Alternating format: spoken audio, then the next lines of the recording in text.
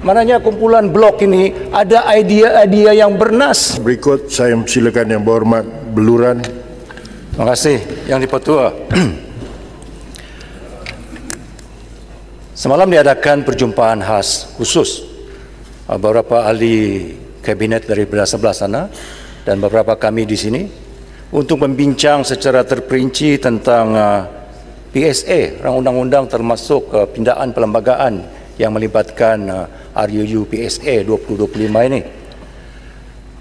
Datuk Yang Dipertua, antara perkara yang kami bawa semalam adalah soal keanggotaan jawatan kuasa MPP ini, seperti yang dihuraikan tadi oleh Yang Berhormat Kota Baru. Kerana kami risau jika niat dan hasrat tujuan adalah untuk membuat reform dan menjadikan RUU ini sebagai satu rang undang-undang yang dilihat sebagai benchmark untuk demokratik proses demokrasi negara kita, dia harus diperlihatkan. Suatu antara perkara yang kami bawa semalam dalam perbincangan itu adalah soal keanggotaan 4 orang ahli Dewan Rakyat yang kami minta supaya dispesifikkan terdapat wakil daripada blok sebelah sini, blok pembangkang. Itu antara perkara yang kami bawa. Dan saya mengucapkan terima kasih kepada Yang Amat Berhormat Tan Pun kerana melihat itu dan mengambil itu dan membuat pindaan yang akan dicadang oleh Yang Amat Menteri. Berarti Yang Berhormat Speaker, kami di sini tak berpolitik ini. Soal penambahbaikan parlimen adalah soal bersama.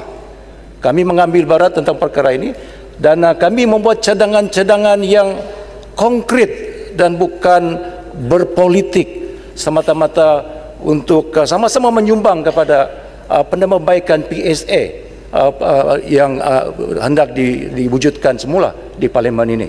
Sebab itu kami memohon pada kerajaan untuk melanjutkan tempoh perbincangan, diwujudkan satu jawatan kuasa sebelum terburu-buru untuk membawa pindaan ini dan kemudian membawa RUU PSA 2025 yang akan dibincang selepas ini. Kerana banyak perkara lagi yang harus dibincangkan, bukan soal keanggotaan MPP itu saja yang kami kami bangkitkan dalam perbincangan kita.